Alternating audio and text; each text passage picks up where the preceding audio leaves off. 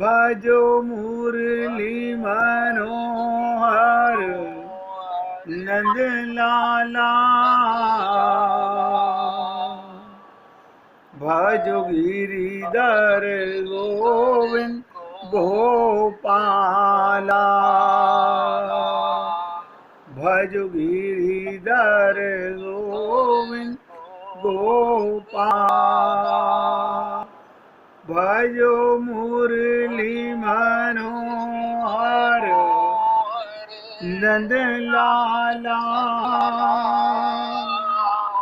भजो मुरली मनोहर नंद लाला। भजो गिरिधर गोविंद गोपाला।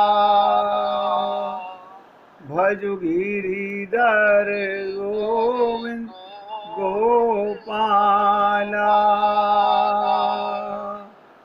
भजो मुरली मनोहर नंद लाला।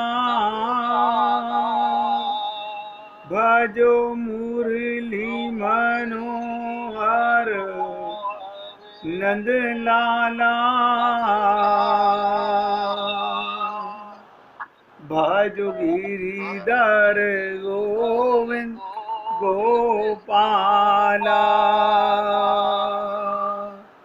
भजो गिरिधर गोविंद गोपाला। भजो मुरली मनोहर नंद लाला। भजो मुरली मनोहर नंद लाला। भजो गिरिधर गोविंद गोपाला। भजो गिरिधर गोविंद गोपाला। बोलिए वृंदावन बिहारी लाल की जय। जय जय श्री राधे। जय जय श्री राधे। सभी भक्तों से निवेदन, बहुत एकाग्रचित होकर सत्संग के प्रत्येक शब्द को पूरी एकाग्रता के साथ हृदयंगम करने का प्रयत्न कीजिए। कल हमने आपसे निवेदन किया था, हम आनंद के अंश हैं और आनंद का आभास तो होता है, अनुभूति नहीं होती है। मैंने बहुत जोर दे के बात कही थी। मुझे नहीं पता कि आप में से किसने इसके ऊपर चिंतन किया, नहीं किया, लेकिन फिर दोबारा रिपीट कर रहा हूँ। आनंद का आभास होता है, अनुभूति नहीं होती। ऐसा क्यों? ऐसा क्यों? और दुख की अनुभूति होती है और आभास नहीं होता। मूल चीज़ है अनुभूति होना। तो हमारे को आनंद की अनुभूति क्यों नहीं होती? पूरी एकाग्रता से सुनेंगे।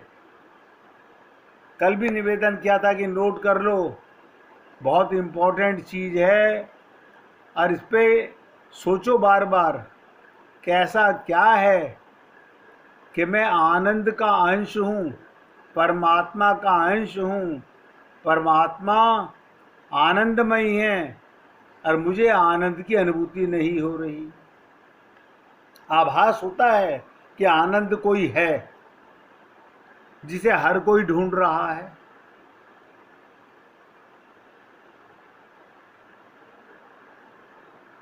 ऐसा कारण क्या है कि दुख का सबको अनुभव है। दुख का सबको अनुभव है। देखो कमाल की चीज, दुख का अनुभव सबको और आनंद का आभास ढूंढ रहा है। वैसे आप लोग सब बुद्धिमान विवेकी व्यक्ति हैं, भगवान के प्रेमी हैं। अनेक बार आप लोगों से निवेदन किया गया, आप आनंद के अंश हैं, आनंद के अंश हैं, तो आपको अनुभूति आनंद की होनी चाहिए, लेकिन नहीं हो रही। कोई कारण है, और वो कारण है कि हम सबने अज्ञानतावश अपने को शरीर माना हुआ है। बस ये छोटी सी त्रुटि जब भी आपकी मिटेगी, एक एक शब्द पे ध्यान देना, ये छोटी सी त्रुटि, छोटी सी गलती जब भी हमारी मिट जाएगी, तुरंत आनंद की अनुभूति होने लग जाएगी। यानी एक जाएगी और एक आएगी। इसको ऐसे भी समझ सकते हैं,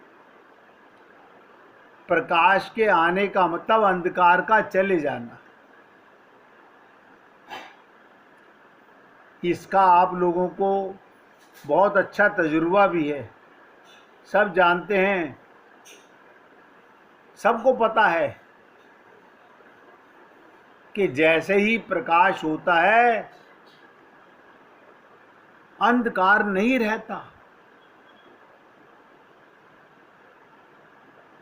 कल ये शब्द नहीं थे, आज फिर रिपीट कर रहा हूं। आत्मा की अनुभूति होते ही आनंद की अनुभूति होने लगेगी और दुख सदा के लिए चले जाएंगे। दुख है नहीं, माना हुआ है। आत्मा के पास दुख आ नहीं सकता, जैसे सूर्य के पास अंधकार आ नहीं सकता। इसलिए हे पुण्य आत्माओं, निवेदन करना मेरा कार्य है। आप थोड़ा सा अपने अपने विवेक पर एकाग्रता से विचार कीजिएगा कि जब मैं आत्मा हूं तो अनुभव क्यों नहीं करता आनंद का, और जब मैं शरीर नहीं हूं, एक त्रुटि से कितना बड़ा ब्रह्मांड खड़ा हो गया। शरीर के दुख, मन के दुख, बुद्धि के दुख, चित्त के दुख, परिवार के दुख, रिश्तेदारों के दुख, समाज के दुख, एक गलती के कारण। और इसी गलती को मिटाने के लिए आप और हम लोग मनुष्य शरीर में आए हैं।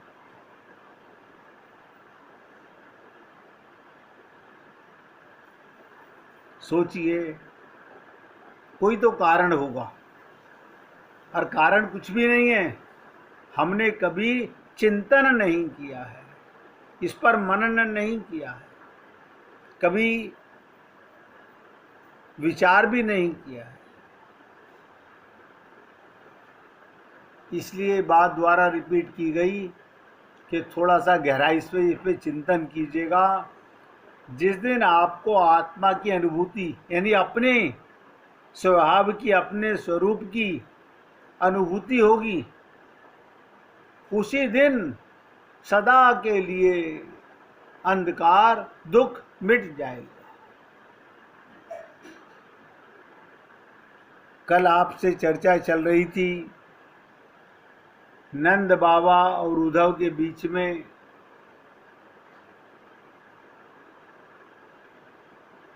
उद्धव जी ने कहा, अगर आप इतना प्रेम कृष्ण से करते हो तो जाकर मिल क्यों नहीं आते? मथुरा तो बिल्कुल पास में ही है, आप मथुरा जाइए और कृष्ण से मिल आइए। कृष्ण की तो मजबूरी है कि वो यदुवंशियों के काम में व्यस्त हैं। उन्होंने कंस का वध किया, और सबसे बड़ी चीज़, कंस के मारे जाने के बाद उनके सखा अब कृष्ण से बदला लेने का जुगाड़ लगा रहे हैं। तो नंद बाबा ने क्या कहा, हम चले तो जाते, लेकिन कृष्ण सब ब्रजवासियों को बोल के गए हैं कि मैं स्वयं आऊंगा, इसलिए मथुरा जाने का तो प्रश्न ही नहीं पैदा होता। हमारे पैरों में बेड़ियां कृष्ण ने ही डाली हैं। अब ध्यान से सुनिएगा, भगवान ना तो भीतर से प्रेरणा देता है कि चलो, और ना बुलाता है। भगवान कभी नहीं कहेगा तुम्हारे को उठ करके कि चलो मेरे साथ गोलोक में चलो, बैकुंठ लोक में चलो, और ना बुलाता है कि आओ यहाँ रहो। इसी में कृष्ण का भला और सुख है। जो प्रेमी अपने प्रियतम की सुख सुविधाओं को नहीं सोच सकता, उसका प्रेम जड़ है। आप और हम लोग अपने प्रीतम, जब हमें संत महात्माओं से, वेदों से, भागवत से, गीता से, रामायण से, पुराणों से, शास्त्रों से ज्ञान हो गया कि मैं आत्मा हूं और मेरा संबंध केवल परमात्मा से है,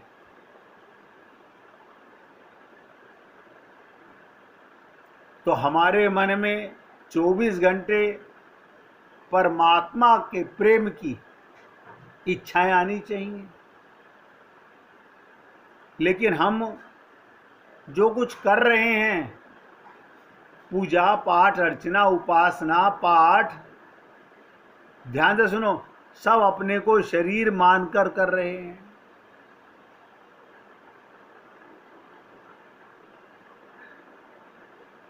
हमारा प्रेम भगवान के प्रति जड़ है। हम चेतन हैं, और भगवान के प्रति हमारा प्रेम भी चेतन नहीं है। यदि नंद बाबा कृष्ण को वृंदावन ले आवें, तो यहाँ जरासंध आदि शत्रुओं का भय है, फिर मथुरा उनकी देखभाल कौन करेगा, जो पहले से ही कृष्ण के सिर पड़े हैं।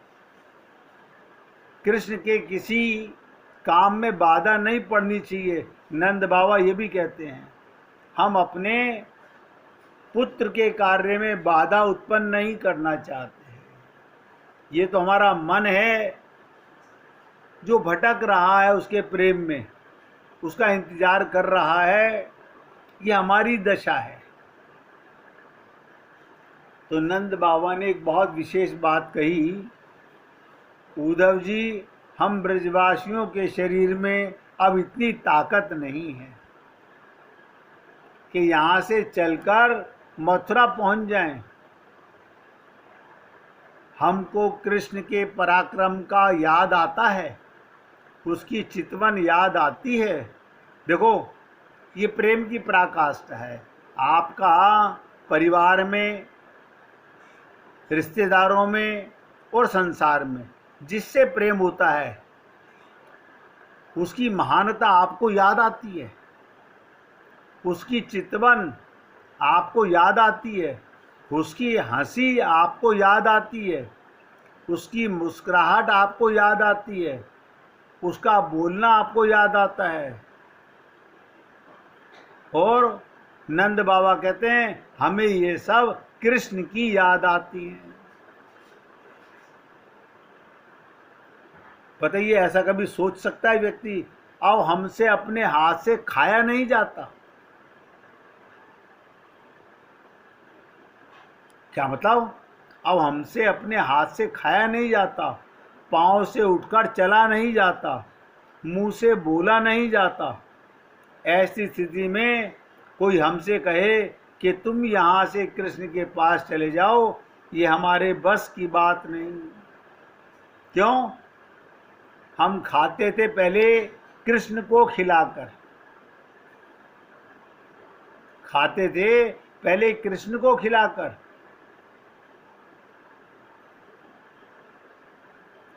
पांव से उठकर चला नहीं जाता, क्योंकि उसका प्रेम हमें खींच के ले जाता था। मुंह से बोला नहीं जाता। क्या मतलब? अब हम गूंगे हो गए हैं, अब मन ही नहीं करता। ऐसी स्थिति, कोई हमसे कहे कि वहां चलो, हमारे बस की बात नहीं। तो नंद बाबा ने अल्टीमेट कहा, आना तो कृष्ण को ही पड़ेगा, लेकिन वो आएगा क्या? प्रश्न है, वो आएगा क्या? फिर जब वो आएगा तो हम उसका मुखार बिंद देखेंगे। यहां ये बात ध्यान रखने की है कि मन को किसी आकृति में टिकाने अथवा मन में कोई आकृति बैठाने के लिए मन को कहीं ले जाना नहीं होता। ध्यान से सुनो, उस आकृति को अपने मन में लाना होता है। ये नहीं कि मन को यहां से कहीं ले जाएंगे तो रेलगाड़ी की तरह चलकर जाएंगे या विमान की तरह उड़ करके जाएंगे। ऐसा भी नहीं कि कोई चीज बाहर से लाकर मन में भरी जाएगी। आप देखिए, ये भी एक विचित्रता है। हमारा मन अभी अपने बच्चों के पास, चाहे वो विदेश में रहते हों या भारत के किसी कोने में रहते हों, हम यहाँ से वहाँ तुरंत पहुँच जाते हैं। पहुँच नहीं जाते, वो हमारे मन में आ जाते हैं। हमें बताइए, मन ने कब ट्रेन पकड़ी, कब प्लेन पकड़ा? उसकी याद आई, उसका सब कुछ याद आने लगा। ये प्रेम की पराकाष्ठा है। और आप सबको इसकी बहुत गहराई से अनुभूति भी है। आप सब जानते हो, सबको अनुभव है, क्या ऐसा ही होता है। हमारे मन में हमारा जहाँ प्रेम होता है, वो हमारे हृदय में उसकी हर चीज आने लगती है।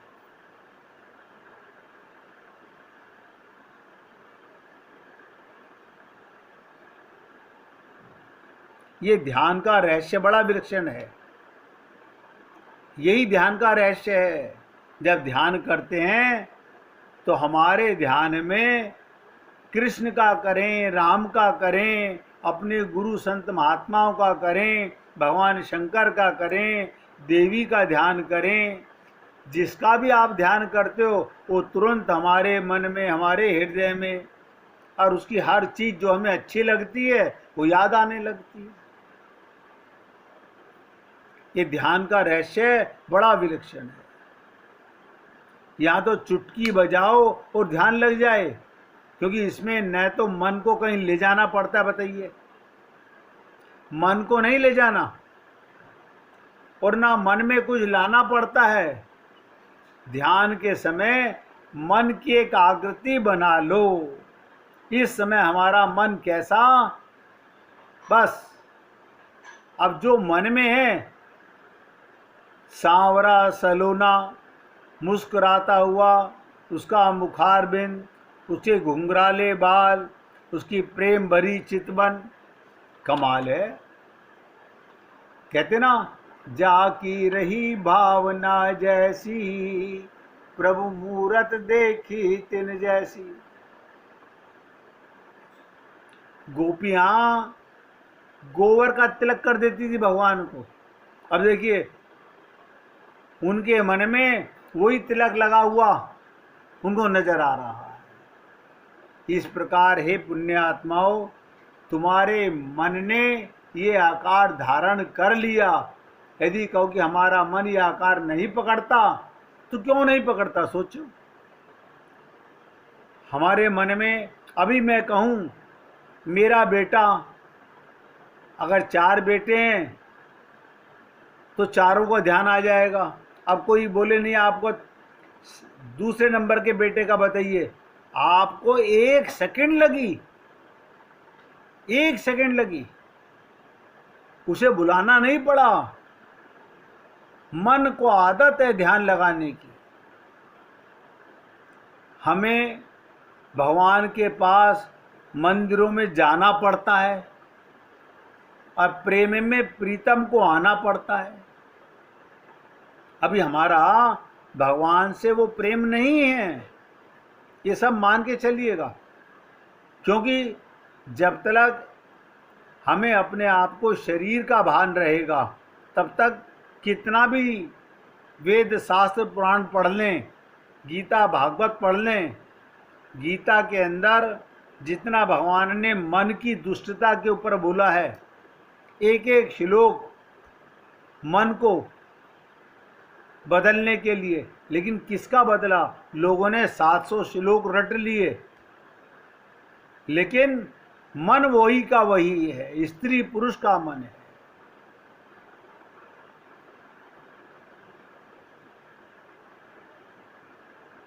तो कहने का तात्पर्य, मन को टिकाने में तुम्हारी श्रद्धा नहीं है, या तुम्हारा मन कोई दूसरी आकृति पकड़कर बैठा हुआ है। नोट करो, अगर भगवान के प्रति पूर्ण श्रद्धा, पूर्ण विश्वास, तो भगवान को ही आना पड़ेगा मन में। हम नहीं ला सकते भगवान को, हमारे पास कोई ताकत नहीं है कि भगवान को खींच के ले आए। भगवान को आना पड़ेगा, केवल संबंध के कारण।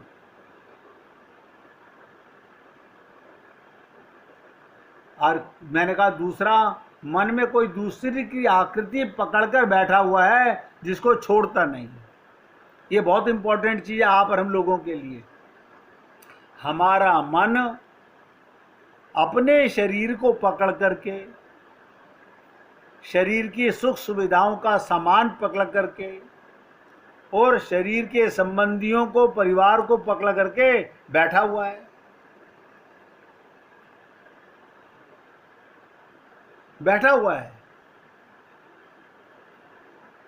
इसलिए भगवान के प्रति आप अपने आप में सब देख लीजिए, हमारे को अपने गुरु और भगवान के प्रति श्रद्धा ज़्यादा है या अपने परिवार के प्रति श्रद्धा ज़्यादा है? ये सबका अपना अनुभूति होगी। अगर हमारे मन में, ध्यान से सुनो, किसी दूसरे से राग नहीं और भगवान की मूर्ति में श्रद्धा है, तो उस मूर्ति को ना तो बाहर से लाकर भीतर डालना है और ना मन को भीतर से निकालकर बाहर ले जाना। देखो कमाल की बात, एक श्रद्धा के कारण, संबंध के कारण वो मूर्ति अपने आप आएगी।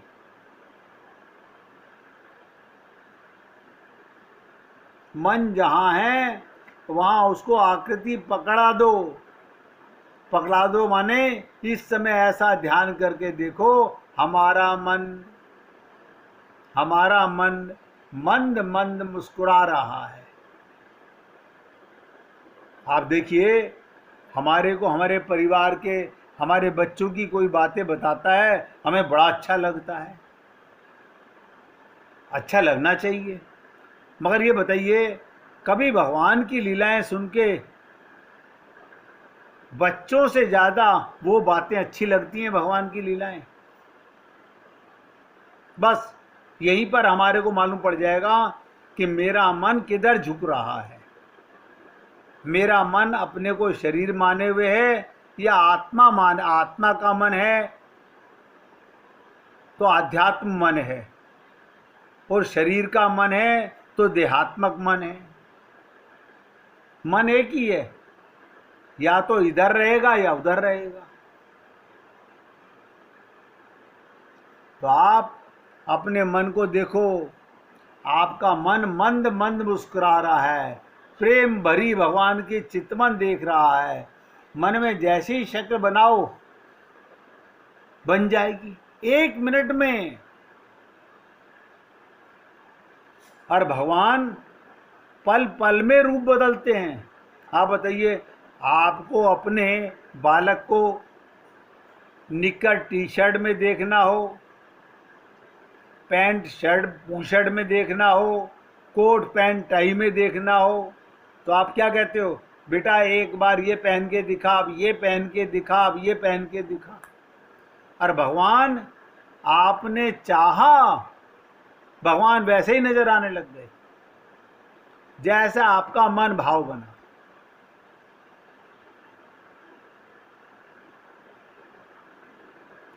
बिहारी जी के लिए एक दोहा है, अमी हलाल मद भरे श्वेत श्याम रतनार, जियत मरत झुकी झुकी परत जही चितवन एक बार आपका चित का भाव बन जाए भगवान के प्रेम का। आंखों में लालिमा,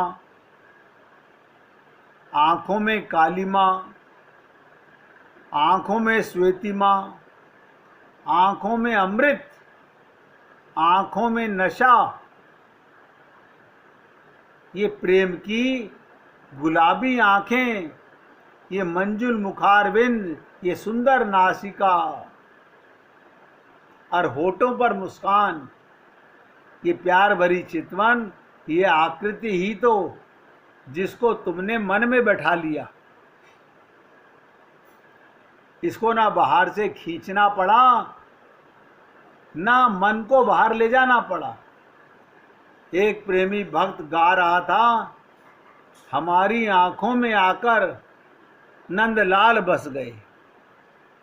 क्या बताओ, जब भी ध्यान करती हूं वो तुरंत चला आता है, क्योंकि वो अंदर संबंध से बैठ गया है। कोई माला जपने की जरूरत नहीं, किसी गोपी ने माला नहीं जपी, आप और हम जपते हैं। गोपियां तो एक ही चीज जपती हैं, आप भी जपिएगा। हरे कृष्ण।